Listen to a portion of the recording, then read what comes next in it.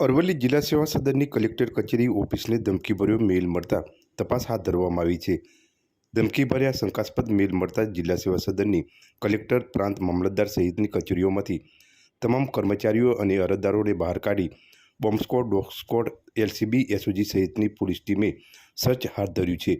ગત 7 મેના રોજ પણ કલેક્ટર કચેરીને બોમ્બથી ઉડાવી દેવાનો શંકાસ્પદ મેલ મળ્યો હતો, જેની જિલ્લા સાયબર ક્રાઇમમાં ફરિયાદ નોંધાઈ છે। હજુ એ આરોપી પોલીસ પકડતી દૂર હોય ત્યારે 15 દિવસમાં ફરી ધમકીભર્યો મેલ મળતા સુરક્ષા જવાનોની ટીમ દ્વારા તપાસ હાથ ધરવામાં આવી છે।